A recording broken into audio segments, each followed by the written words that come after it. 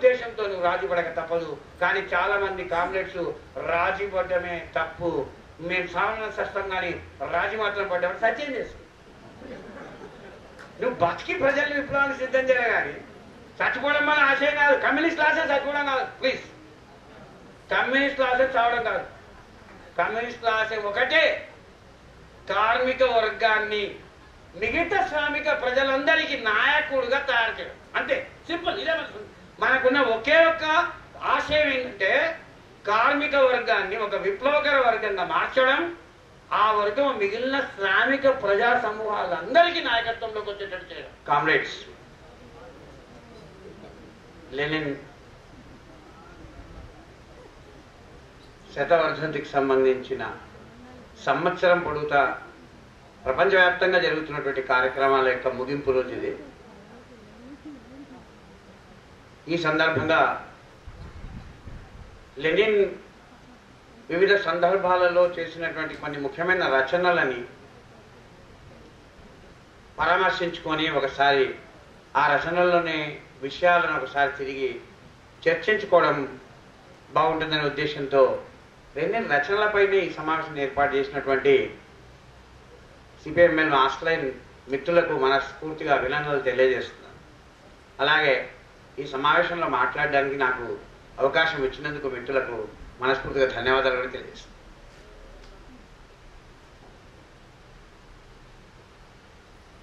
నేను మీకు పరిచయం చేయాలనుకుంటున్న పుస్తకము అతివాద కమ్యూనిజము ఒక బాలారిస్తం అనేటువంటి ఒక పుస్తకం. Infantile communism and an infantile disorder అని దాని ఇంగ్లీష్లో పేరు. ఏంటిది అంటే మనకు తెలిసిన పదాలు, బాగా తెలిసిన పదాలు మన చేతుల్లో, మన డాక్యుమెంట్లలో, మన చర్చల్లో పదే పదే రిపీట్ అయ్యే పదాలు ఏమి అంటే కమ్యూనిస్ట్ ఉద్యమంలో అతివాదం, మితవాదం. ఒక రకంగా చెప్పాలంటే మన యొక్క ఫేవరెట్ తిట్లు. మనకు సరిపోయిన అతివాదం అంటాం, లేదా వాటి మితవాదం ఏదోటి. అంటే మనం ప్రతి ఒక్క సమూహానికి తమమైన తిట్లు ఉంటాయి. అందరూ ఒకే రకం తిట్లు తెచ్చుకోరు. అగ్రహారంలో బ్రాహ్మణులు చెప్పిన తిట్లు ఒక రకం ఉంటాయి, ఒకరోజు ఒక రకం ఉంటాయి. అట్లా కమ్యూనిస్ట్ ఉద్యమంలో ఫేమస్ తిట్లు ఇవి, అతివాది, మితవాది. సో మనకు బాగా పరిచయం ఉన్న పదాలు. అయితే జనరల్గా మితవాదం అనే పదము అవకాశవాదంతో కలిసి ఒక పదం. అది మితవాద అవకాశవాదం, అతివాద దుస్సాహసికవాదం. ఇవి రెండు జంట పదాలు. ఇది కూడా పరిచయం మనకు. మితవాద అవకాశవాదం. మితవాది అంటే ఎవరు? ప్రజల యొక్క చైతన్య స్థాయికి మించకుండా యథాతథ పరిస్థితులకు ఎలాంటి మౌలికమైన ఇబ్బంది కలగకుండా చిన్న చిన్న మార్పులు, చిన్న చిన్న సంస్కరణలు, చిన్న చిన్న పోరాటాలకు పరిమితమైపోయే మనస్తత్వం ఉంటే దాన్ని మితవాది అంటే. అంటే వ్యవస్థను మౌలికంగా బద్దలు కొట్టడం కానీ, ప్రజలు ఏ స్థితిలో అయితే ఇరుక్కుపోయినారో ఆ పరిస్థితులను మౌలికంగా మార్చేటువంటి అజెండా కానీ లేకుండా చిన్న చిన్న మార్పులతో, చిన్న చిన్న పోరాటాలతో సంతృప్తి చెందే ఒక తత్వం. అంటే ఒక సువిశాలమైన ఆదర్శం కానీ, ఒక దీర్ఘకాలికమైన లక్ష్యం కానీ లేకుండా రోజువారీ చిన్న చిన్న పనులలో మునిగిపోవడం. రోజువారీ చేసే చిన్న చిన్న పనులలో నిరంతరం బిజీ ఉండడం నిజానికి చాలా సుఖమైన పని. అది అంత సుఖమైన పని కూడా ఉండదు. ఎందుకంటే దాంట్లో కొత్తగా మనం నేర్చుకునేది కానీ కొత్తగా ప్రయత్నించేది ఉండదు. మన అలవాటు అయిపోయింది ఆ పని చేసేసి. ఒక 30 ఏళ్ళు ఒక పని చేస్తుంటాం, ఒక ప్రజా సంఘంలో పనిచేస్తుంటాం, రోజు అదే పనే 30 ఏళ్ళుగా చేసి అలవాటు పడి ఉంటాం కాబట్టి ఆలోచించకుండా కూడా చేసేస్తాం ఆ పని. మానవ జీవితంలో అంటే తల్లి కడుపులో నీవు మొలకెత్తిన మొదటి రోజు నుంచి నువ్వు చనిపోయేంత వరకు సుదీర్ఘమైన నువ్వు 70 ఏళ్ళు 80 ఏళ్ళు అనుకుంటే అత్యంత సుఖమైన పీరియడ్ ఏదంటే తల్లి కడుపులో 9 నెలల పాటు ముడుచుకొని పండుకొని తల్లి తినే ఆహారం నీకు ఆమె నాళం ద్వారా నీకు అందుతుంటుంది. నీకు చేసే పని లేదు. తల్లి కడుపులోని ఉమ్మ నీరులో నువ్వు ఈత కొడుతూ తల్లి తానే తిని తానే దాన్ని అరిగించుకొని జీర్ణం చేసుకొని నీకు సులభంగా పోషకాహారంగా మార్చి తన రక్తనాళం ద్వారా నీకు అందిస్తుంది. అత్యంత సుఖమైన కాలం అదే, ఆ 9 నెలల కాలమే. అయితే ఉన్నట్టుండి నీకు అంత భద్రతనిచ్చి, నీకు అంత ఆహారం ఇచ్చి, నిన్ను పోషించి, నీకు ఎలాంటి డిస్టర్బెన్స్ లేకుండా ఆమె నడక మెల్లగా మార్చుకొని కష్టమైన పనులు చేయకుండా నిన్ను 9 నెలల పాటు కంటికి రెప్పమాది కాసుకుంటుందట. అట్లాంటి తల్లి శరీరంలో ఉన్నట్టుండి 9 నెలలు అయిన తర్వాత అనూహ్యమైన మార్పులు, నిన్ను ఆదరించి నీకు ఆశ్రయం ఇచ్చి నిన్ను కాపాడిన ఆ తల్లి గర్భంలో ప్రచండమైన భూకంపం పుట్టి నిన్ను బయటికి తోసేయాలని ప్రయత్నం మొదలవుతాయి. బయటికి తోసేయడం మొదలెడుతుంది తల్లి. ఆ శిశువుకు అర్థం కాదు, నేను హాయిగా ఉంటే ఎవరు నన్ను డిస్టర్బ్ చేస్తున్నారు, నా ప్రాణం పోతుంది, నేను ఎక్కడో జారిపోతున్నానే, నేను కింద పడి చచ్చిపోతానేమో, నేను బయటకు పోతే బతకడం ఎట్లా. అత్యంత బీభత్సమైన భయానకమైన అనుభవం కలిగిన క్షణాలవే. మనిషి తల్లి గర్భంలో నుంచి భూపతనం చెందే సమయంలో, బయటకు వచ్చే సమయంలో ఆ శిశువుకు జరిగేటువంటి పానిక్, ఆ టార్చర్, ఆ చిత్రహింస, ఆ భయం ఉంది కదా, దాన్ని మించిన భయం ఏది లేదు. అందుకనే కార్ల్ జూంగ్ లాంటి మానవశాస్త్రవేత్తలు ఏమంటారంటే, సైకాలజిస్టులు చిన్న చిన్న దానికి భయపడే మనుషులకు ఒకటే చెప్తాడు, తల్లి కడుపు నుంచి నువ్వు బయట పడినా కూడా అప్పుడు అనుభవించిన భయాన్ని మించిన భయం ఏది లేదు, అవన్నీ చిన్నవి మిగతావని భయాలంట. ఎందుకంటే నువ్వు ఎక్కడికి పోతావో తెలియదు, ఎక్కడ పడతావో తెలియదు, ఆ బయటకు పోయిన తర్వాత ఏమవుతుందో కూడా తెలియదు నీకు. అంత భయంకరమైన భయోత్పాతంతో, బీభత్సంతో, ఇన్సెక్యూరిటీతో మన మానవ స్వతంత్ర మనిషిగా మనం బయటకు వచ్చి మన ఉనికి ప్రారంభమైంది, మన ప్రయాణం మొదలయ్యేది అంత ఇన్సెక్యూరిటీలో మొదలైంది.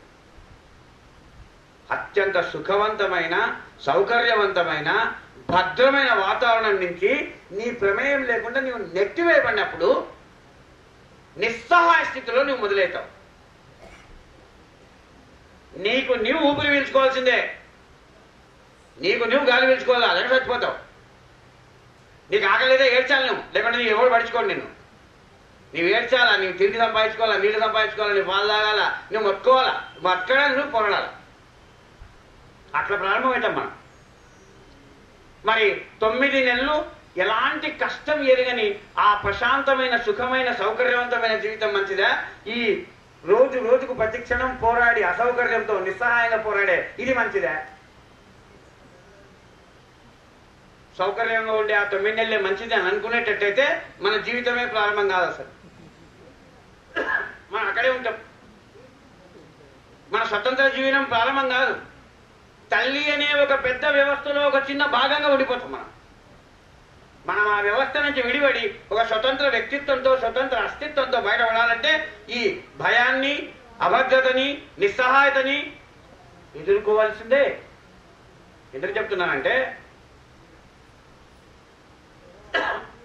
మనము ఎదగాలంటే ఒక వ్యక్తిగా, ఒక కార్యకర్తగా, ఒక ఉద్యమ సంస్థగా, ఒక పార్టీగా మనం ఎదగాలంటే మనకు అలవాటైన, మనకు సౌకర్యవంతమైన పని విధానాల నుంచి, పనుల నుంచి, రొటీన్ల నుంచి, అలవాట్ల నుంచి మనల్ని మనం బయటికి నెట్టుకోకుండా మనం నిజంగా ఉన్నతమైన స్థానానికి చేరడం, నిజమైన అర్థంలో అభివృద్ధి చెందడం అసంభవము. ఇలాంటి అలవాటైన రొటీన్లో బతకడానికి ఇష్టపడతారు, అదే మితవాదం. ఆ రొటీన్ని కాపాడుకోవడం కొరకు ఎన్ని రకాల ఉపాయాలు ఆలోచించాలనో, ఎన్ని రకాల తర్కాలు చేయాలనో, ఎన్ని రకాల సిద్ధాంతాలు చేయాలో అన్ని చేస్తారు. తాము చేస్తున్న పని తాము చేస్తూనే ఉండడానికి. అది మితవాద, అవకాశవాద పంథ.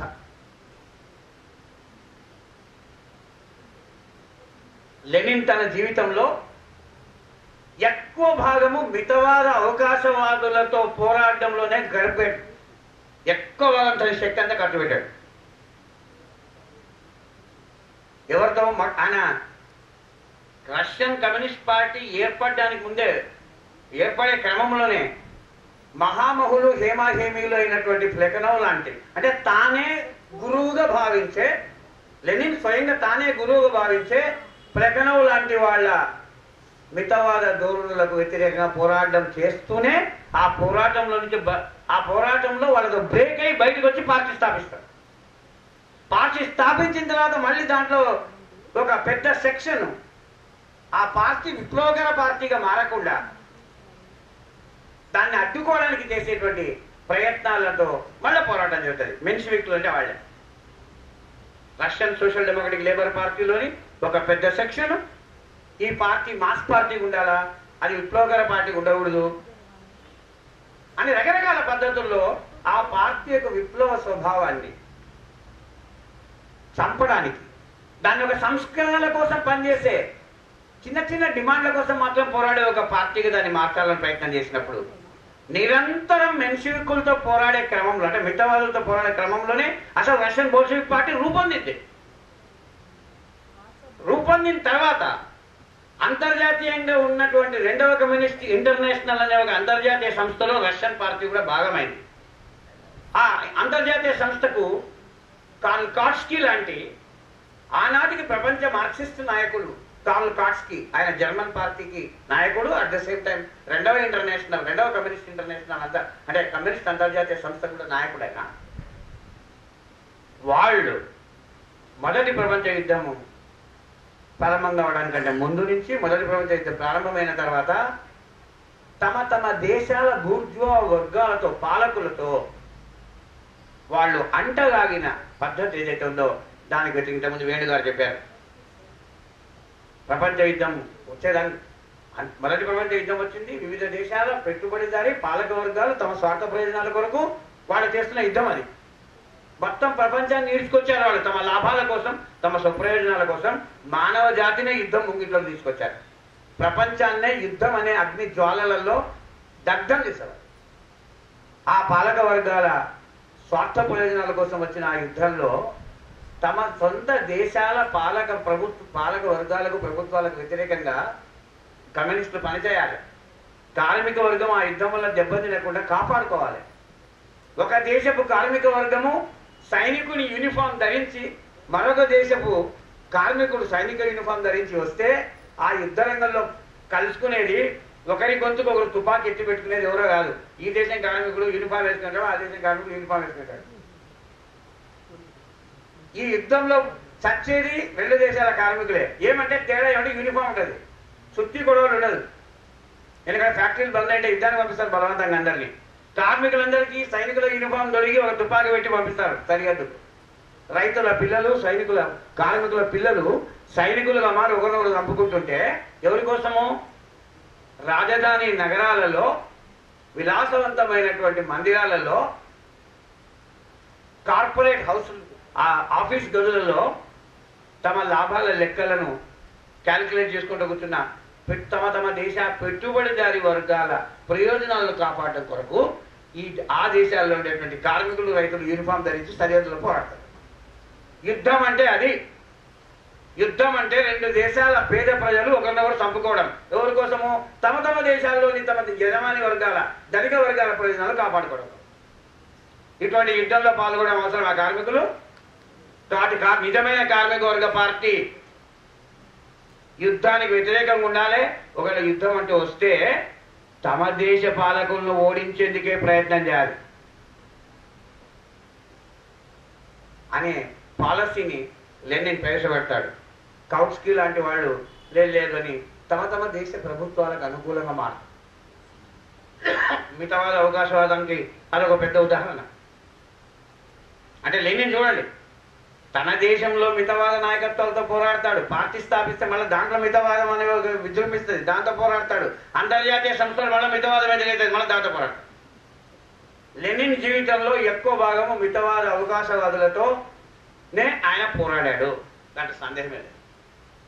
కానీ ఇప్పుడు మనం పరిచయం చేసుకుంటున్న బుక్కు ఒక ప్రత్యేకత ఏముందంటే అది అతివాదులకు వ్యతిరేకంగా రాయబడిన పుస్తకం. అందువల్ల అత్యంత అరుదైన పుస్తకం. ఈ అతివాదుల గురించి అయితే ఈ అతివాదులు ఎవరు అంటే వాళ్ళందరూ కూడా కమ్యూనిస్టు ఆశయాలు ఉన్న వాళ్ళే, కమ్యూనిస్టులే. విప్లవం కావాలని బలమైన కోరుకున్న వాళ్ళే, విప్లవం కావాలని కోరుకున్న వాళ్ళే. అయితే వీళ్ళలో సమస్య ఏమిటంటే వీళ్ళు నేల విడిచి సాము చేస్తారు. ప్రపంచం యొక్క పోకడ ఎట్లుందో గమనించరు. ప్రజలు యాక్చువల్గా ఎలా బతుకుతున్నారో గమనించరు. ప్రజల యొక్క ఆలోచనల స్థాయి ఎక్కడ వరకు ఉందో తెలుసుకోరు. అవి ఏమి పట్టించుకోకుండా తమ ఊహా స్వర్గంలో బతుకుతూ తాము ఒక పవిత్రమైన మనుషులుగా తమను తాము భావించుకొని తమ ఆదర్శవంతమైన జీవితం గడపడమే తమ యొక్క ఉద్దేశమైనట్లు కమ్యూనిస్టు యొక్క లక్ష్యం ఏంటి? తాను కొన్ని ఆదర్శాలు ఏర్పరచుకొని ఆ ఆదర్శాల ప్రకారం స్వచ్ఛంగా మడుగు కట్టుకొని బతకడం కాదు. ప్రజలందరినీ విప్లవం వైపు నడిపించడం, కమ్యూనిస్ట్ పని. తాను కొన్ని శుభ్రమైన సిద్ధాంతాలను, తెల్లని సిద్ధాంతాలను ఇస్త్రీ చేసుకొని వాటిని కట్టుకొని తిరగడం కాదు. ఏమీ తెలియని, సగం తెలిసిన, లేకుంటే తప్పుడు భావాలతో నిండి ఉన్న సామాన్య శ్రామిక ప్రజలతో కలిసి ఉంటూ వాళ్ళలో ఉండే తప్పుడు ఆలోచనలను తొలగిస్తూ ఓపికతో వాళ్ళను కన్విన్స్ చేస్తూ ఒప్పిస్తూ వాళ్ళ తలలోపల పేరుకున్నటువంటి అశాస్త్రీయమైన భావాలు కావచ్చు, లేకుంటే తప్పుడు భావాలు కావచ్చు, ఇతర వర్గాల భావాలు కావచ్చు, ఈ భావాలను తొలగించి వాళ్ళను తిరిగి విప్లవం వైపుకు, విప్లవ పోరాటం వైపుకు, కార్మికవర్గ పోరాటం వైపు తీసుకుపోవడం కమ్యూనిస్టుల పని అది. కానీ ఈ అతివాదులతో సమస్య ఏమంటే ఒక పవిత్రమైన, ఒక పరిశుద్ధమైన ఒక సిద్ధాంతం వాళ్ళ తలకాయలో ఉంటుంది, ఒక ఆదర్శం వాళ్ళ తలకాయలో ఉంటుంది. అయితే ప్రజలందరూ కూడా తమలాంటి స్థితిలో ఉన్నారని వాళ్ళు ఊహించుకుంటారు. ఊహించుకొని ప్రజలు అందుకోలేని స్థాయి నినాదాలు వాళ్ళకి ఇస్తారు. ప్రజలకు అర్థం కాని భాషలో మాట్లాడతారు.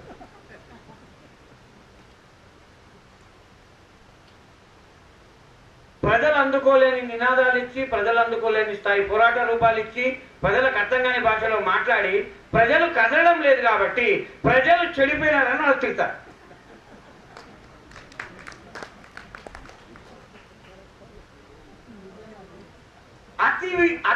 అతి విప్లవ వాగాడంబరము, అతి ఆవేశంతో మాట్లాడే వాళ్ళే అతి తొందరగా అలిసిపోయి ప్రజలను తిట్టి ప్రజలకు ద్రోహం చేసేవాళ్ళు కూడా వాళ్ళే. అతి ఎవరిలో ఉంటుందో వాళ్ళు తొందరగా అలసిపోతారు. ఎందుకంటే వాళ్ళు కోరుకున్నంత వేగంగా విప్లవం రాదు. వాళ్ళు కోరుకున్నంత వేగంగా సమాజం మారడం లేదు. వాళ్ళేమో చాలా అర్జెంటుగా మార్చాలనుకుంటున్నారు. వాళ్ళకేమో తర్వాత చాలా పనులు ఉన్నాయి. విప్లవం తొందరగా వస్తే తర్వాత ఏదో చేద్దాం అనుకుంటారు, కానీ విప్లవమే రావట్లే, ప్రజలేమో కదలట్లే. కాబట్టి వాళ్ళ కొన్ని రోజులైన తర్వాత విసుగొచ్చి విప్లవం అనే ఆదర్శాన్ని నెలకేసి కొట్టి పచ్చి విప్లవ వ్యతిరేకులుగా మారే బ్యాచ్ కూడా ఇదే.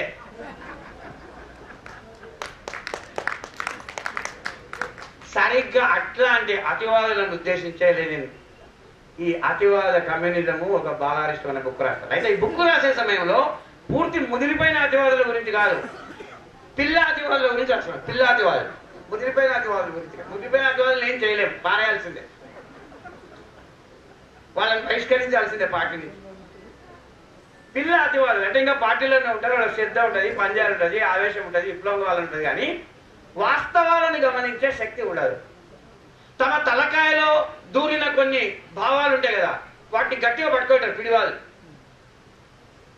వాళ్ళు చిన్నప్పుడు నేర్చుకునే విషయాలు ఉంటాయి, ఆ 4 ముక్కలే ఉంటాయి, ఇక కొత్తది నేర్చుకోవాలి.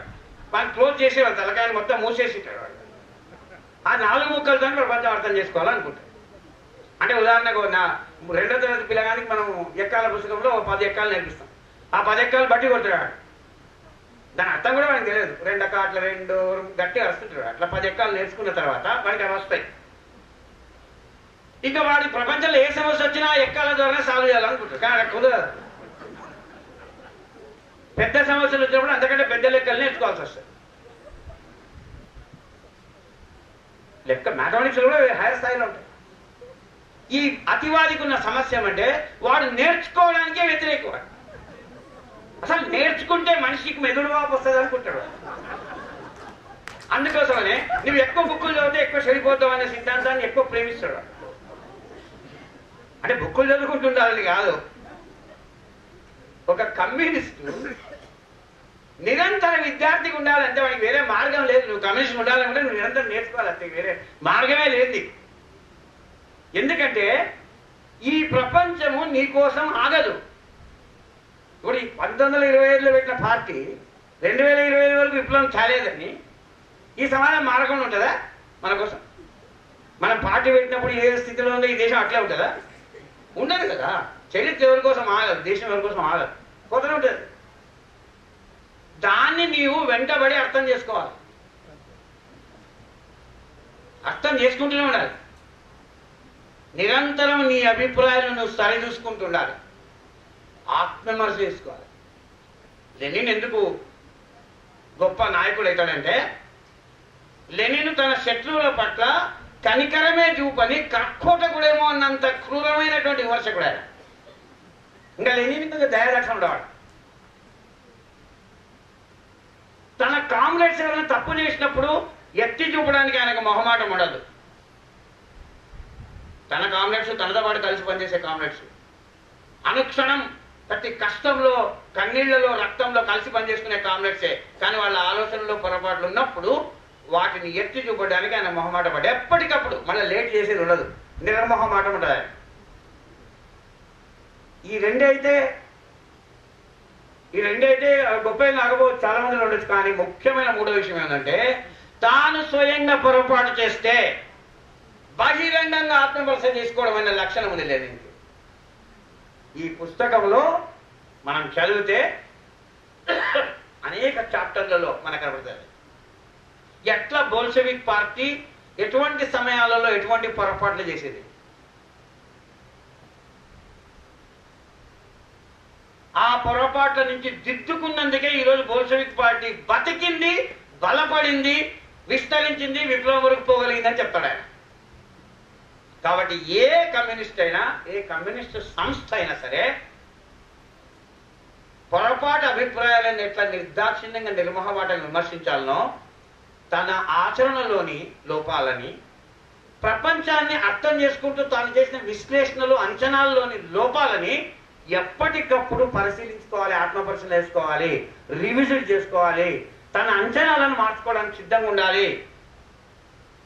నాయకత్వము తాము వేసిన అంచనాలు తప్పని తెలుసుకున్నప్పుడు వెంటనే సమీక్షించుకొని మార్చుకోవడమే కాదు, మొత్తం శ్రేణుల ముందు బహిరంగంగా చెప్పాలి. అటువంటి అలవాట్లు ఉన్నప్పుడు ఆ పార్టీ ఎప్పటికప్పుడు తన రోగాల నుంచి బయటపడుతుంటది, ఎప్పటికప్పుడు బలపడుతుంటది, అంతకంతకు బలం పొందుతూ ఉంటుంది. మన భారతదేశం కమ్యూనిస్టు సాంప్రదాయంలో, శిబిరంలో ఈ పుస్తకం మరింత అవసరం ఉంది. ఎందుకంటే మనకు పెద్ద సమస్య ఉంది ఇక్కడ. లెనిన్ వాళ్ళ కాలంలో వాళ్ళకుండే సౌకర్యం ఏమంటే, వాళ్ళకు ఒకటే పార్టీ ఉండేది, ఒక సెంట్రల్ కమిటీ, ఒక పాలిట్ బ్యూరో ఉండేది, దాంట్లో 3-4 ముఖ్యమైన లీడర్లు ఉండేటారు. కానీ మన దగ్గర ఏమైందంటే మనకి 70 కమ్యూనిస్ట్ పార్టీలు ఉన్నాయి, 70 సెంట్రల్ కమిటీలు ఉన్నాయి.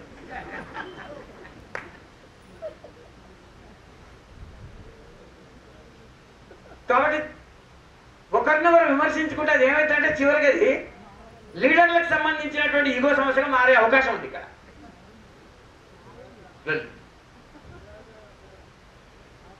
కాబట్టి ఒకరినొకరు డిఫెండ్ చేసుకోవడం అనేది ఉంది మన దగ్గర, ఒకరి నుంచి ఒకరు నేర్చుకోవడం అనేది లేదు. బోల్షెవిక్ పార్టీ ఈ పుస్తకము ఒక 100 పేజీల పుస్తకం. అది ఈ పుస్తకం యొక్క సందర్భం ఏమి, ఏ సందర్భంలో రాశాడు నేను ఈ పుస్తకం అంటే, దానికి 3 సందర్భాలు. మొట్టమొదటి సందర్భం ఏమంటే, 1917లో విప్లవం అయితే ప్రారంభమైంది. నిజానికి విప్లవం జరిగిందంటే మనం రష్యన్ విప్లవం 1917లో మొదలైంది అంతే. ఎందుకంటే 1917 సంవత్సరంలో నవంబర్లో మొదలైనప్పుడు వాళ్ళ చేతిలో మహా అంటే 3 లేదా 4 ముఖ్యమైన పట్టణాలు ఉన్నాయి వాళ్ళ చేతిలో, అంతే. దేశం అంతా లేదు వాళ్ళ చేతిలో. కొన్ని కార్మిక పారిశ్రామిక వాడలు వాళ్ళ చేతులు. ఒక సంవత్సరం పట్టింది ప్రధాన నగరాలన్నీ వాళ్ళ చేతిలోకి రావడానికి. ఆ తర్వాత ఓడిపోయిన రష్యన్ చక్రవర్తి, జార్ చక్రవర్తి, తర్వాత కూల్చివేయబడినటువంటి బుర్జువా ప్రభుత్వము, దానికి అనుకూలంగా ఉన్న సైనిక అధికారులు కొత్తగా పుట్టిన ఈ విప్లవ ప్రభుత్వాన్ని గొంతు పిసికి చంపేయడం కొరకు పెద్ద ఎత్తున సైనిక తిరుగుబాటు చేస్తారు. ఆ జార్ చక్రవర్తి సైన్యము ఏదైతే రష్యా సైన్యం ఏదైతుందో ఆ పాత సైన్యము మొత్తం వీళ్ళ వైపు రాలే, సగానికి సగం అది దోపిడీ వర్గాల పక్షాన్ని నిలబడింది. ఈ విప్లవ ప్రభుత్వాన్ని చంపేయాలి, లేకుండా మనం బతకలేమని భూస్వామ్య వర్గము, రష్యన్ పెట్టుబడిదారు వర్గము ఇద్దరు కూడా వణికిపోయినారు విప్లవం చూసి. ఎందుకంటే విప్లవం ఇది, ఈ తమాషా కాదు ఇది. ఫిబ్రవరి విప్లవం అంటే తమాషా. అంటే జారు పోతాడు, జారు స్థానంలో పెట్టుబడిదారు వర్గం వస్తుంది, కెరెన్స్కి వస్తాడు, కానీ వాళ్ళకేం నష్టం లేదు. పాత భూస్వామ్య వర్గంతో, పాత ప్రభు వర్గాలతో వాళ్ళకు సంబంధాలు ఉంటాయి. ఈ కెరెన్స్కి బూర్జువా ప్రభుత్వం వచ్చినందువల్ల వాళ్ళకేం నష్టం జరగదు, వాళ్ళ ఆస్తులకేమి భంగం కలగదు, వాళ్ళ సుఖాలకు వాళ్ళ విలాసాలకు భంగమేం కలగదు. కొత్త తమాషా స్టార్ట్ అవుతుంది. పార్లమెంటు, నాటకము, ప్రజాస్వామ్యం వస్తాయి అంతే తప్ప వాళ్ళ సుఖ విలాసాలకు వాళ్ళ ఆస్తిపాస్తులకు భంగం లేదు. కానీ సడన్ గా ఫిబ్రవరి నుంచి మళ్ళీ తిరిగి నవంబర్ వచ్చేపాటికి మళ్ళీ ఇంకో విప్లవం వచ్చింది. దాన్ని మనం అక్టోబర్ విప్లవం అంటాం. మన అంతర్జాతీయ క్యాలెండర్ ప్రకారం, రష్యన్ క్యాలెండర్ ప్రకారం నవంబర్లో వచ్చింది. అక్టోబర్ నవంబర్లో వచ్చినటువంటి ఆ విప్లవము అది ఎటువంటి విప్లవము? భూస్వామ్య వర్గాన్ని తుడిచిపెట్టే వర్గము, పెట్టుబడిదారులను తుడిచిపెట్టే వర్గము విప్లవం అది.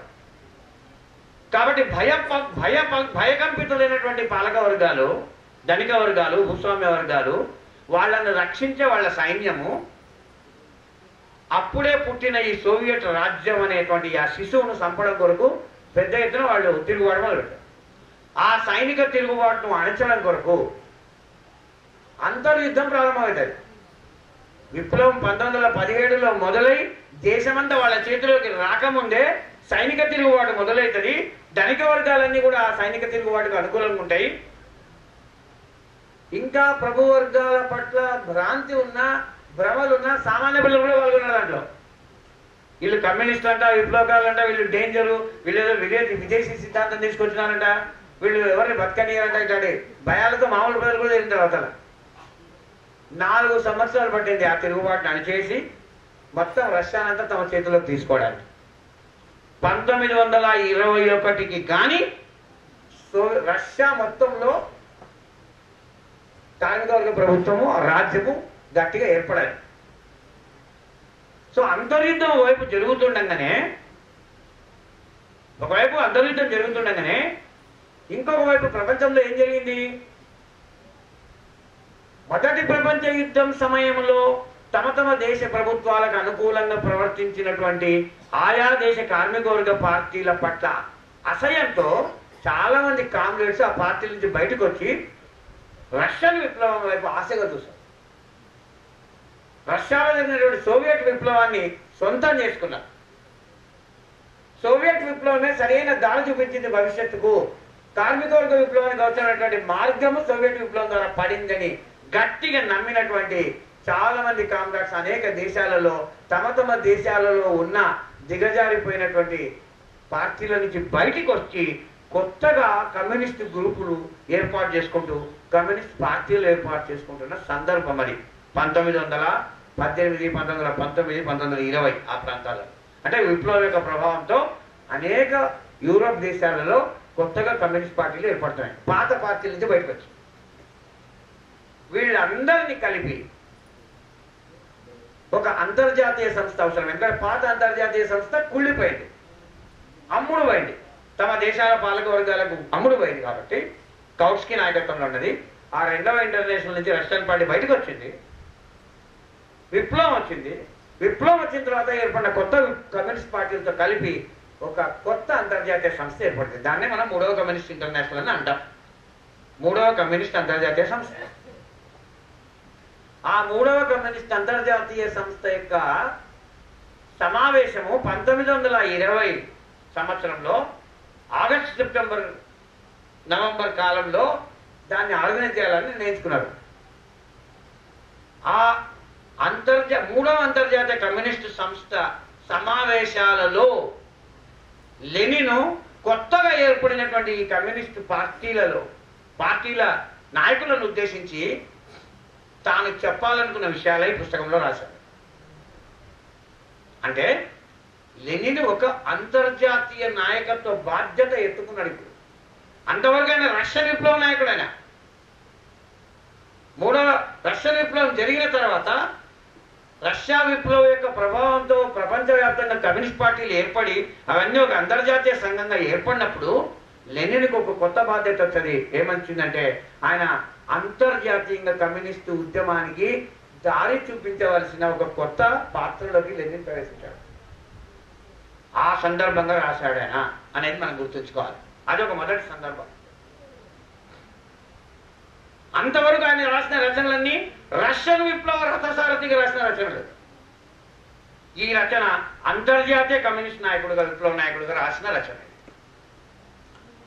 రెండవ సందర్భం ఏమంటే మొదటి ప్రపంచ యుద్ధ సమయంలో తమ తమ దేశాల కమ్యూనిస్టు పార్టీల నాయకులు విప్లవ తత్వాన్ని కోల్పోయి కార్మిక వర్గాన్ని యుద్ధంలోకి నడిపించారు అని జర్మనీలో, హాలెండ్లో, అనేక దేశాలలో, ఇటలీలో, ఇంగ్లాండ్లో అనేక దేశాలలో ఉండే కార్మిక శ్రేణులకి, విప్లవ శ్రేణులకి తమ తమ దేశాల పార్టీలు ద్రోహం చేశాయి.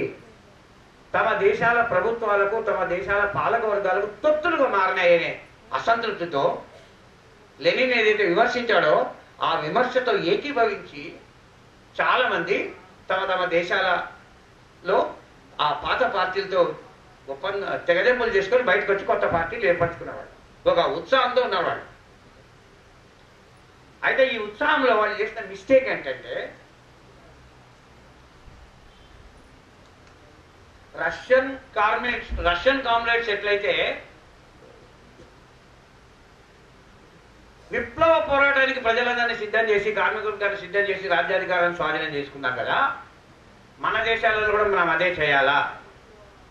ఈ పార్లమెంట్ ఎన్నికలలో పాల్గొని మన పార్టీలు తుప్పుపట్టిపోయినాయి. స్వార్థంతో ఉన్న ఈ కార్మిక సంఘాలలో, ట్రేడ్ యూనియన్లో పనిచేసి మనం ఏమీ సాధించకుండా ఊరికే టైం వేస్ట్ చేసుకుంటున్నాము. కాబట్టి ఈ పార్లమెంట్ ఎన్నికల్లో పాల్గొనడం కానీ, ట్రేడ్ యూనియన్లు నిర్మాణం చేయడం కానీ ఈ రెండు పనులు చేయకూడదు. మనం డైరెక్ట్గా ప్రజలను విప్లవానికి సిద్ధం చేయాలి అనేటువంటి పిలుపునివ్వడం మొదలుపెట్టారు. అంటే ఒక రకమైన అనుభవం లేని కొత్త ఉత్సాహం అన్నమాట. రష్యన్ ఉదాహరణని తీసుకొని తమ దేశాలలో అప్లై చేయాలని ఆలోచిస్తున్నారు. వాళ్ళని హెచ్చరిస్తూ రష్యా దేశ పరిస్థితులకు మీ దేశ పరిస్థితులకు సంబంధం లేదురా, మీ దేశాలన్నీ అభివృద్ధి చెందినవి రష్యాతో పోలిస్తే. మా దేశంలో జార చక్రవర్తిని ఒక రాజుని ఇప్పుడిప్పుడు వదిలించుకున్నాము. మీ దేశాల్లో రాజులు పోయి పార్లమెంట్లు ఏర్పడి, ప్రజాస్వామ్యాలు ఏర్పడి, పెట్టుబడిదారీ వ్యవస్థ అభివృద్ధి చెందబట్టి 70 ఏళ్ళు 80 ఏళ్ళు అయింది. మీ దేశంలో ప్రజలు ఆ వ్యవస్థ యొక్క ప్రభావంలో ఉన్నారు. వాళ్ళు ఆ పార్లమెంటును, ఆ ప్రభుత్వాలను, ఆ ప్రజాస్వామిక ఎన్నికల ప్రక్రియను వాళ్ళు ఇంకా పూర్తిగా నమ్ముతున్నారు. మీ దేశాల్లో ఆల్రెడీ ట్రేడ్ యూనియన్లు ఏర్పడి దశాబ్దాలు అయి గట్టిగా పాతుకుపోయి ఉన్నాయి. కార్మికులందరూ దాంట్లో సభ్యులుగా ఉన్నారు. కార్మికులందరూ సభ్యులుగా ఉన్న ట్రేడ్ యూనియన్లను మీరు వదిలిపెట్టి ఆ నాయకులంతా చెడిపోయినారు కాబట్టి మేము దాంట్లో ఉండమని బయటికి పోతే, చెరువుతో కొట్లాడి బయటకు వస్తే ఎవరికి నష్టం జరుగుతుంది? కార్మికులు ఎక్కడంటే అక్కడ ఉండాలి. మీరు ఆ సంస్థలు క్షీణించిపోయి ఉండవచ్చు, లేదా ఆ సంస్థల నాయకత్వాలు అవకాశవాదులు ఉండవచ్చు, మేనేజ్మెంట్ల తొత్తులు ఉండొచ్చు. కానీ సామాన్య కార్మికులు అక్కడ ఉన్నంత వరకు మీరు అక్కడే ఉండి ఓపికతో పనిచేసి వాళ్ళకి రాజకీయాలు నేర్పి వాళ్ళని మీరు మార్చుకోవాల్సిందే తప్ప మీకు వేరే ఆప్షనే లేదు. కాబట్టి ట్రేడ్ యూనియన్లలో పనిచేయడం అవసరమా లేదా అనే ప్రశ్ననే తప్పు. అది పసిపిల్లలు అడిగే పిల్ల చేష్టలు వేటాడే. కార్మికులు ఎక్కడ ఉన్నారో అక్కడ ఉండాల్సిందే. కార్మికుల చైతన్యానికి గుర్తు పెట్టుకొని దానికి తగిన స్థాయిలో కార్యక్రమాలు ఇస్తూ, దానికి తగిన స్థాయిలో పోరాట రూపాలు ఇచ్చుకుంటూ, వాళ్ళ భావాలను మార్చుతూ, వాళ్ళ పోరాట పటిమని పెంచుతూ, వాళ్ళను మెల్లిమెల్లిగా ఈ వ్యవస్థకు వ్యతిరేకమైన విప్లవ చైతన్యంతో ముందుకు తీసుకుపోవడానికి చాలా ఓపికగా సుదీర్ఘంగా పనిచేయాల్సిందే. అవును, మేనేజ్మెంట్ తొత్తులతో నిండినటువంటి ఆ పాత ట్రేడ్ యూనియన్లు వాళ్ళ నాయకత్వాలు కమ్యూనిస్టులను తమ యూనియన్లలో పనిచేయనిస్తాయా? విప్లవకాలను చేయనిస్తాయా? చేయనియో. వాళ్ళని రకరకాల ఇబ్బందులు పెడతాయి, వాళ్ళ మీద ముద్రలు వేస్తాయి. వీళ్ళు డేంజర్ యూనియన్లో వీళ్ళ ప్రభావం పెరిగితే కార్మికులు మెల్లిమెల్లిగా మనకు దూరం అవుతారని భయం ఉంటుంది కాబట్టి మన మీద ముద్రలు వేస్తారు, మనల్ని అక్కడి నుంచి బయటకు పంపేయడానికి ట్రై చేస్తారు, రకరకాల కుట్రలు చేస్తారు. ఈవెన్ ప్రభుత్వాలకు సమాచారం ఇచ్చి ప్రభుత్వ ఏజెంట్లై అరెస్టులు కూడా చేయిస్తారు. ఇవన్నీ జరుగుతాయి. వీటన్నిటికీ తట్టుకొని నిలబడాల్సిందే అంటాడు లేని అని రష్యన్ విప్లవోద్యమం నుంచి ఉదాహరణ ఇస్తాడు. 1905లో రష్యాలో మొదటి విప్లవం జరుగుతుంది, విఫలమవుతుంది. విఫలమైన తర్వాత జారిస్ట్ ప్రభుత్వం అత్యంత దారుణమైన పాశవికమైన దమనకాండకు పాల్పడుతుంది, రిప్రెషన్ పాల్పడుతుంది. అన్ని పార్టీలను నిషేధిస్తుంది. ఇక బోల్షెవిక్ పార్టీ కామ్రేడ్స్ అయితే కనపడితే చాలు వేటాడుతుంది. అట్లా 1 సంవత్సరం నుంచి 2 సంవత్సరాల పాటు. దానికి స్టోలిపిన్ రియాక్షన్ అని పేరు. అంటే జారు ప్రభుత్వం విప్లవంలో పాల్గొంటారా, మా మీదే తిరుగుబాటు చేస్తారా అని చెప్పి ఒక కసితో సమాజాన్ని వేటాడింది, మొత్తం సమాజాన్ని వేటాడింది.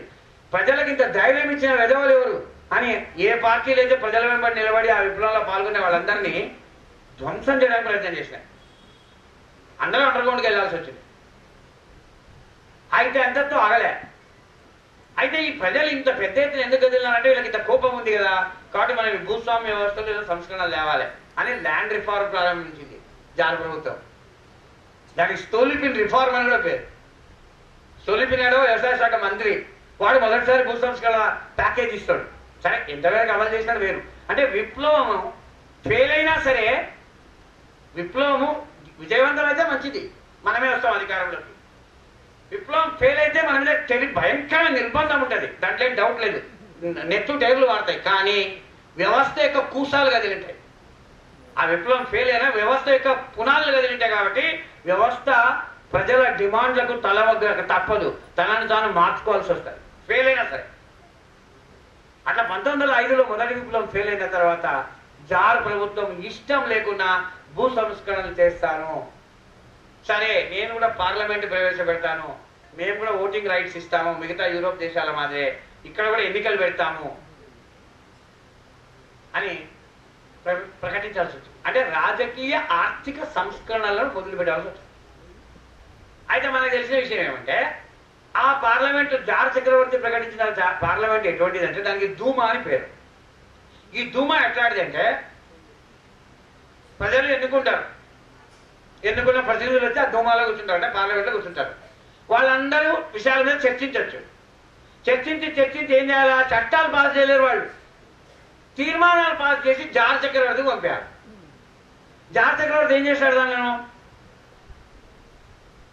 ఒక పెద్ద డస్ట్బిన్ ఉంది ఆ ఇంట్లో, దాంట్లో వాడేస్తాడు. ఏమన్నా తీర్మానాలు కనుక ఎక్కువ సైజులో ఉంటాయి, అంటే 100 పేజీలు 200 పేజీలు ఉంటే ఆయన కాలు కింద డోర్ మ్యాట్ లాగేసుకుంటున్నారు బాత్రూమ్ నుంచి బయటకు వచ్చిన కాలు చూసుకోవడానికి. అంటే ఆ పార్లమెంటు నిజానికి ఒక సార్వభౌమాధికారం ఉన్న స్వతంత్రమైన చట్టాలు చేసే అధికారం ఉన్న సంస్థ కూడా కాదు. అది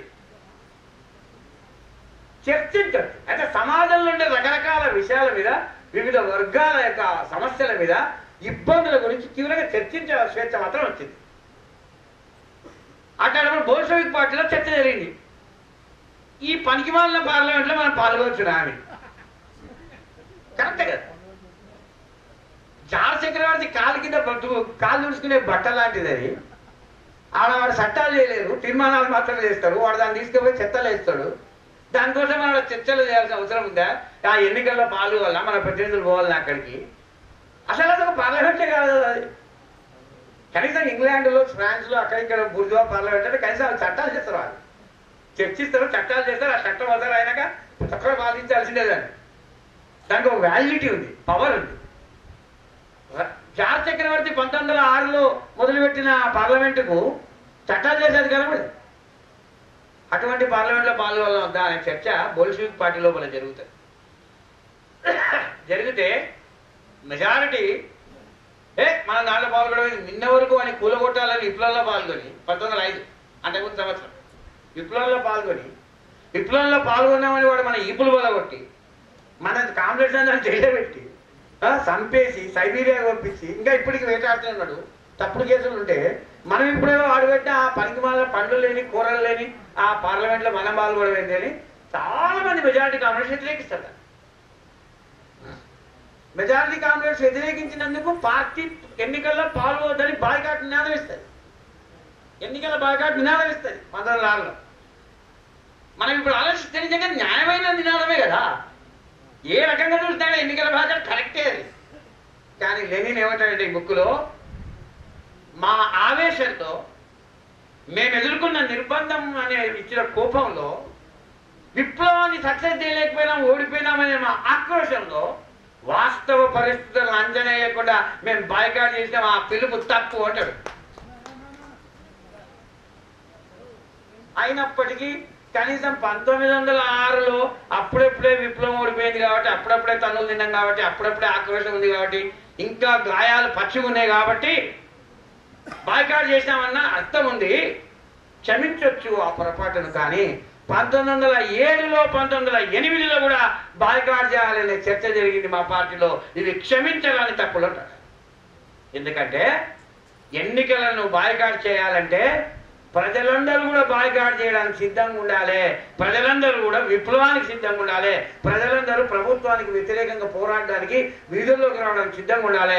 ప్రజలు సిద్ధంగా లేరని స్పష్టంగా తెలిసిన బాయ్కాట్ పిలిపించి మేము ఏం సాధించినట్లు మేము గొప్పవాళ్ళని నిరూపించుకోవడం తప్ప. ఆత్మవిమర్శ అంత ఘోరంగా చేసుకుంటాడు ఆయన ఈ పుస్తకంలో. వేరే వాళ్ళని తిట్టేటప్పుడే ఘోరమైన మనిషి అనుకుంటాం, కాదు, తనను గురించి తాను ఆత్మవిమర్శ చేసుకున్నప్పుడు కూడా అంతే నిర్దాక్షిణ్యమైన మనిషి నేను. తనను తాను నిర్దాక్షిణ్యంగా ఆత్మవిమర్శ చేసుకుంటాడు కాబట్టే ఇతరుల పొరపాట్ల గురించి మాట్లాడేటప్పుడు కూడా నీళ్లు నమలడు ఆయన, నిర్మోహమాటంగా ఉంటాడు ఆయన. నిజమే ఆయనకు కావాలా. ఏ తప్పుల వల్ల ఏ పొరపాట్ల వల్ల విప్లవోద్యమం బలహీనమవుతుందో, ఏ పొరపాట్లు పదే పదే జరగడం వల్ల కార్మిక ఉద్యమం బలహీనమవుతుందో ఆ పొరపాట్లు ఆ తప్పులన్నింటినీ ఆయన రోగాలుగా భావిస్తాడు, దాని నుంచి బయటపడడానికి ప్రయత్నిస్తాడు ఆయన. కాబట్టి ఎన్నికలలో కమ్యూనిస్ట్ పార్టీలు పాల్గొవచ్చునా లేదా అనే చర్చ లెనిన్ దృష్టిలో ఒక పండిత చర్చ కాదని. ప్రజలు ఎంత సిద్ధంగా ఉన్నారు, ప్రజల యొక్క రాజకీయ చైతన్యం ఎట్లుంది, ప్రజలకు ఈ వ్యవస్థ మీద ఏ మేరకు నమ్మకాలు ఉన్నాయి, ప్రజలు మనం ఇచ్చేటువంటి హయ్యర్ లెవెల్ స్లోగన్స్ నినాదాలను అందుకోవడానికి ప్రజలు సిద్ధంగా ఉన్నారా లేదా అనే వాస్తవాల మీద ఆధారపడి తీసుకోవాల్సిన నిర్ణయాలు తప్ప సిద్ధాంత సమస్యలు కావాలి. ఎన్నికల్లో పాల్గొనవద్దని సైద్ధాంతిక సమస్య కాదు, అది ప్రాక్టికల్ ఇష్యూ. ప్రజలు సిద్ధంగా ఉన్నారనుకో విప్లవంలో పాల్గొనడానికి, ఎన్నికలు బహిష్కరించడానికి, ప్రభుత్వంతో పోరాడడానికి, నువ్వు అవన్నీ బంద్ ఫస్ట్ బ్యాలెట్ బాక్స్కి రా, ఓటింగ్కి రా అని చెప్పి అడగడం తప్పు అవుతుంది. 1906లో విప్లవం, 1905లో విప్లవం ఓడిపోయింది, ప్రజల మీద ఘోర నిర్బంధకాండ అమలైంది, ప్రజలు అలిసిపోయారు, ఇంట్లోకి వెళ్ళిపోయారు. నువ్వు ఆ సమయంలో ఎన్నికలను బహిష్కరించు, మళ్ళీ విప్లవానికి రాంటే వాడేది కోసం. నీకంటే విప్లవంతో ఇంకో పని లేదు, వానికి వేరే పని ఉంది. మనలో మాట నేను చెప్తాను, మనకే వేరే ప్రోగ్రామే లేదు, నాకు అదే ఉంది.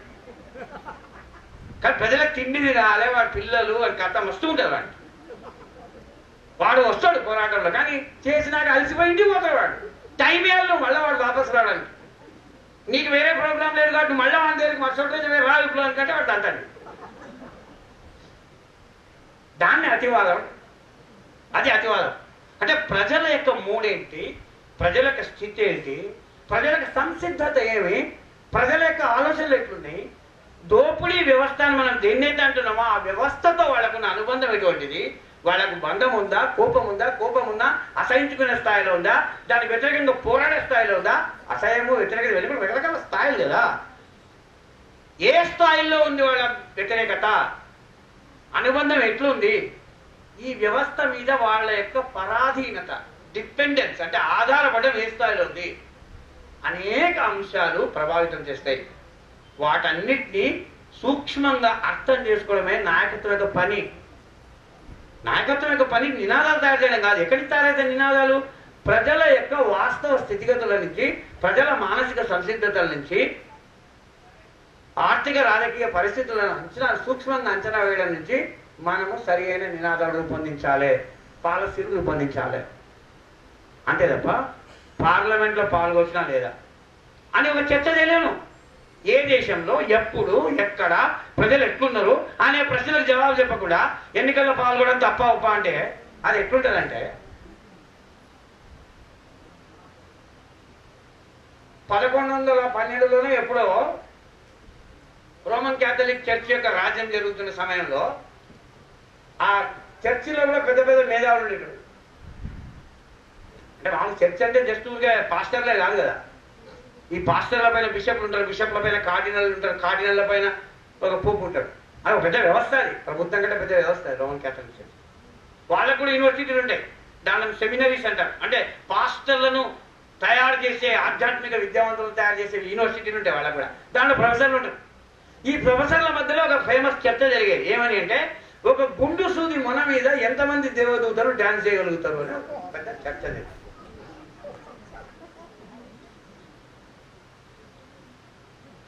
అంటే వాళ్ళ సైజ్ ఎంత ఉంటుంది, గుండు సూది మొన ఉంటుంది, ఎంత ఉంటుంది, దాని మీద ఎంతమంది దేవదూతలు డాన్స్ చేయగలుగుతారు. సీరియస్ చర్చ అది కొన్ని నెలల పాటు జరిగింది, రికార్డ్ అయింది హిస్టరీలో. నేను జోక్ చేస్తలేను వాళ్ళ మీద. నాకు చర్చ అంటే కోపం ఉండొచ్చు కానీ అబద్ధాలు కల్పించాల్సిన అవసరం లేదు నాకు. నిజంగా జరిగింది చూడు. అటువంటి చర్చనైతుంది కమ్యూనిస్ట్ పార్టీ ఎన్నికల్లో పాల్గొచ్చినా లేదా అనే చర్చ. ఏ దేశంలో ఎక్కడ ప్రజలు ఎట్లున్నారు, అక్కడ వాళ్ళు నిజంగా అలసిపోయినరా, ఈ వ్యవస్థ పట్ల విసిగిపోయినరా, ఈ అన్ని పార్టీల పట్ల వాళ్ళకు ముఖం కూడా చూడనంత కోపం ఉందా, లేదా ఒక పార్టీ మీద కోపం ఇంకో పార్టీ వైపు చూస్తున్నారా?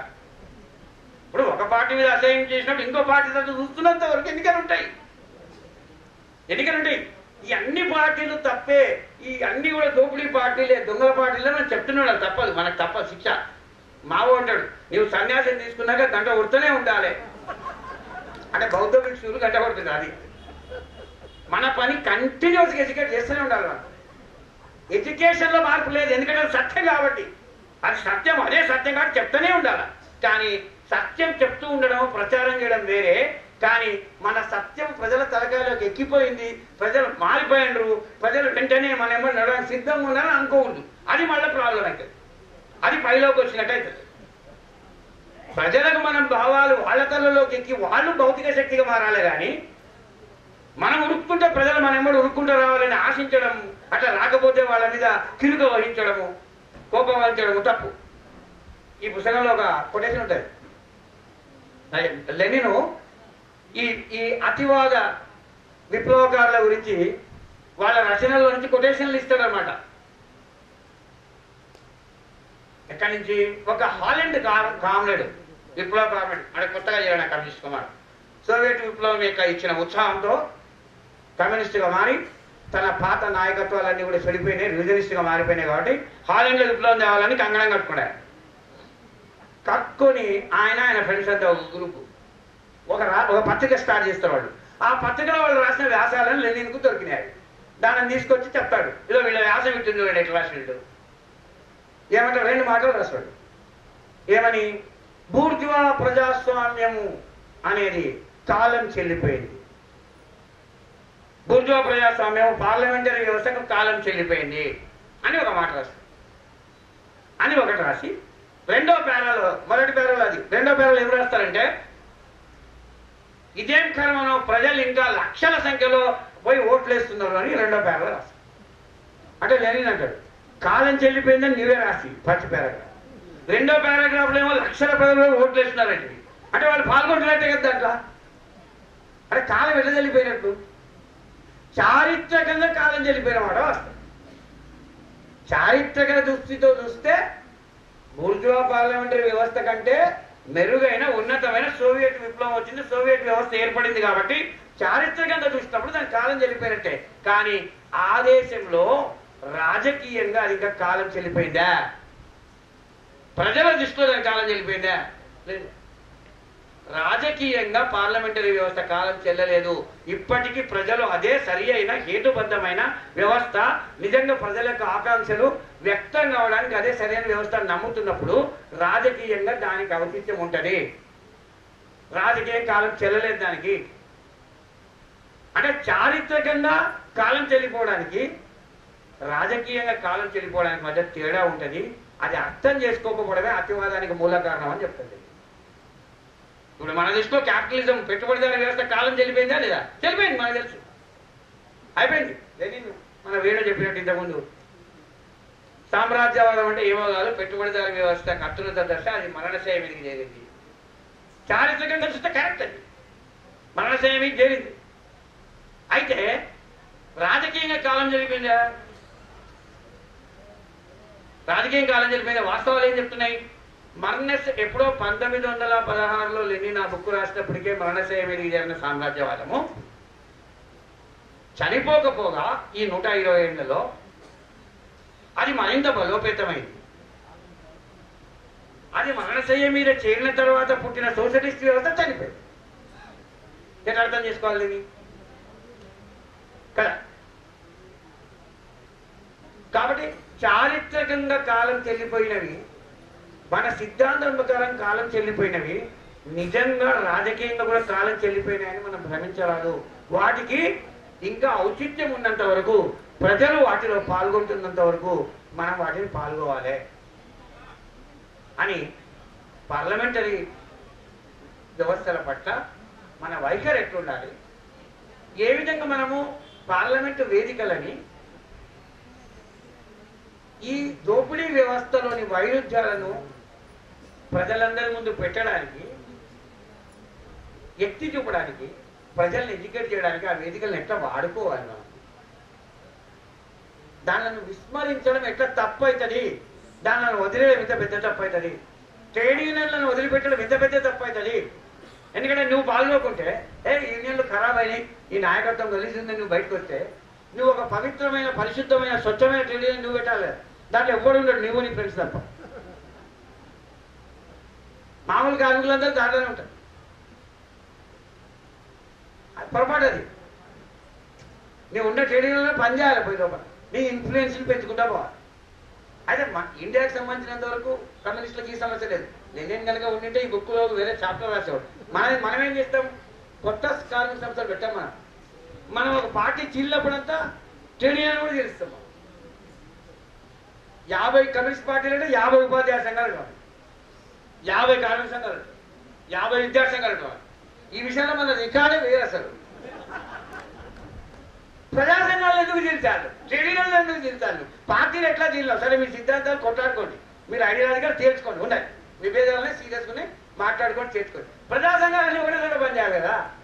కార్మికులు ఎందుకు తీర్చాలి? లెనిన్ ఏమంటున్నాడు, బూర్జువా నాయకత్వాల కార్మిక వర్గాలు ట్రేడ్ యూనియన్లో కూడా పోయి పనిచేయడం అంటున్నాడు. మనము తోటి కాంగ్రెస్ ట్రేడ్ యూనియన్ కూడా సీలు బయటకు వస్తాం. అంటే లెనిన్ బుక్ మనకు అర్థమైంది కదా చదివితే? ఇది బాలారిష్టం కూడా కాదు, ఇది మహారిష్టం. ఇది అతివాద కమ్యూనిజం కూడా కాదు, బుద్ధిహీన కమ్యూనిజం అయితే. అవునా కదా? ఇప్పుడు పక్కన కూడా మన కాంగ్రెడే ఆ ట్రేడ్ నాయకుడు, ఇంత మొన్న వరకు మన కాంగ్రెడే ఉంటాడు. మనం బయటకు వస్తాం, దానికి కూడా బయటకు. లెనిన్ ఏమంటున్నాడు, రివిజనిస్ట్లో లేకుంటే కొంచెం మనకంటే తక్కువ ఉన్న వామపక్షం కాదు, బూర్జువాలు నాయకులు ఉన్న పార్టీలలో ట్రేడ్ యూనియన్లు కూడా పనిచేయడం పోయేట్టున్నాడు ఆయన.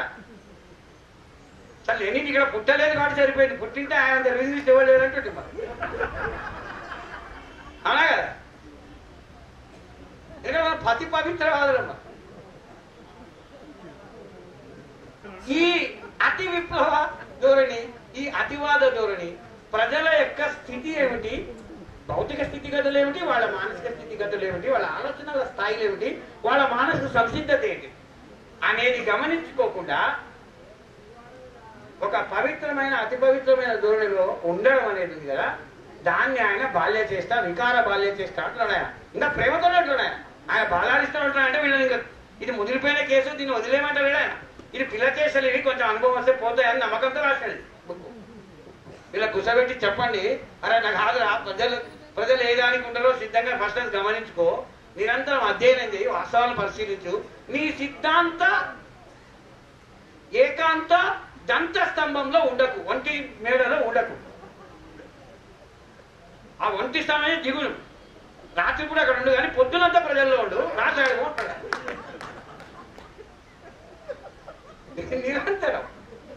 నిరంతరము అనేది అబ్జర్వ్ చేయాలి. దానికోసం రాస్తాడు. ఎందుకోసం రాసినాడు? అప్పుడప్పుడే కొత్తగా పుట్టిన యూరోప్ లో కొత్తగా పుట్టిన కమ్యూనిస్టు సంస్థలలో ఈ విప్లవ ఆవేశ తీవ్రత ఎందుకు? అంతకుముందు పార్టీలో వాళ్ళు పనిచేసే పార్టీలో నాయకులంతా ద్రోహులై బుర్జువాల చేతుల నాయకత్వం చేతులు కలిపి పార్లమెంట్లు ఎంపీలుగా గెలిచిన ఎగవలందరూ పోయి ఆడ యుద్ధ బడ్జెట్లకు అనుకూలంగా ఓట్లేసి మొత్తం బుర్జువాల తొత్తులు అన్న కోపం ద్వారా కాబట్టి వాళ్ళు అర్థమవుతుంది. ఆ కోపానికి కూడా అర్థమవుతుంది. కానీ నువ్వు ఇప్పుడు అయిపోయింది, నువ్వు కమ్యూనిస్ట్ పార్టీ పెట్టావు. నువ్వు ఎదగాలంటే నువ్వు ఆ ఎత్తు కూడా వదిలేశారు. చాలా కేర్ఫుల్గా ఉండాలి. అవసరమైనప్పుడు ఇంకొక ముఖ్యమైన పాయింట్ ఏం చెప్తారు బుక్కులు అంటే, అవసరమైనప్పుడు మన ఉద్యమము తీవ్రంగా నష్టపోకుండా ఉండడం కొరకు అవసరమైనప్పుడు కొన్ని రాజీలకు సిద్ధపడవలసి ఉంటుంది. నువ్వు అసలు రాజీ పడ్డమే తప్పు. నా ప్రాణమైన పోనీ కానీ నేను రాజీ మాత్రం కాననేది ఇదేమన్నా రాయలసీమ ఫ్యాక్షనిస్ట్ సినిమా ఇదేమన్నా? కమ్యూనిస్ట్ అనేవాడు కార్మిక వర్గ ఉద్యమ అవసరాల కొరకు రాజీ పడ్డం నేర్చుకోవాలి, లొంగిపోవడం నేర్చుకోవాలి అవసరమైతే. అట్లని చెప్పి నీ సొంత ప్రయోజనాల కోసం పాలకవర్గాల చేతులు గడపడం, మేనేజ్మెంట్ అంతా చేతులు గడపడం అది రాజీ కాదు, అది ద్రోహం. ద్రోహానికి నీవు బలహీనంగా ఉన్నప్పుడు, నీ ఉద్యమం బలహీనంగా ఉన్నప్పుడు, నీ శక్తి వీక్ ఉన్నప్పుడు శత్రువు నిన్ను కాలరాచి వేయకుండా నిన్ను నువ్వు కాపాడుకోవడం కొరకు, టైం కోసము వేచి ఉండడం కొరకు వెనక్కి తగ్గడం అనేది రాజీ అవుతుంది. అట్లాంటి రాజీలకు నువ్వు సిద్ధపడాల్సింది. ఎందుకంటే విప్లవం వచ్చేంత వరకు మనం బలహీనంగానే ఉంటాము, శత్రువు బలంగానే ఉంటాడు. కాబట్టి అనేక సార్లు వెనకడుగు వేయవలసి వస్తుంది, అనేక సార్లు రాజీలు పడవలసి వస్తుంది. ఏది? సంస్థను కాపాడుకోవడం కొరకు, భవిష్యత్తులో మరింత పుంజుకోవడం కొరకు. ఆ ఉద్దేశంతో నువ్వు రాజీ పడక తప్పదు. కానీ చాలా మంది కామ్రేడ్స్ రాజీ పడ్డమే తప్పు, మేము సామాన్య సస్తం కానీ రాజీ మాత్రం పడ్డామని సత్యం చేస్తాం. నువ్వు బతికి ప్రజల్ని విప్లవాన్ని సిద్ధం చేయాలి. కానీ చచ్చిపోవడం మన ఆశయం కాదు. కమ్యూనిస్ట్ ఆశయం చచ్చిపోవడం కాదు. ప్లీజ్, కమ్యూనిస్ట్ ఆశయం చావడం కాదు. కమ్యూనిస్ట్ ఆశయం ఒకటే, కార్మిక వర్గాన్ని మిగతా శ్రామిక ప్రజలందరికీ నాయకుడుగా తయారు చేయడం. అంతే, సింపుల్. ఇదే మనకున్న ఒకే ఒక్క ఆశయం ఏంటంటే కార్మిక వర్గాన్ని ఒక విప్లవకర వర్గంగా మార్చడం, ఆ వర్గం మిగిలిన శ్రామిక ప్రజా సమూహాలందరికీ నాయకత్వంలోకి వచ్చేటట్టు చేయడం. కమ్యూనిస్ట్గా మన పనిదే, కమ్యూనిస్ట్ పార్టీ మన పనిదే. దానికోసం ఏం చేయాలంటే అది చేయాలి. మనం చదవాలి, నేర్చుకోవాలి, ప్రజలు తిరగాలి, అధ్యయనం చేయాలి, వెనకడుగు వేయాలి, రాజుపడాలి, పార్లమెంట్లో పాల్గొవాలి, ట్రేడింగ్లో పాల్గొవాలి. ఇవన్నీ చేయడానికి సిద్ధపడాల్సిందే. అతివాద వాదాడంబరము పనికిరాదు, ఇది కూడా అత్యంత ప్రమాదకరమైంది అని చెప్తాడు. ప్రజలందరికీ మేము మితవాదంతో పోరాడిన చరిత్ర తెలుసు, కానీ బోల్షెవిక్కులుగా మేము అతివాదంతో కూడా చాలా పోరాడినాము. కానీ ప్రపంచానికి ఆ విషయం తెలియదు. అందుకే మీకు అవన్నీ చెప్పడం కొరకు ఈ బుక్ రాస్తున్నా అని చెప్పి ముగిస్తాడు. Thank you very much.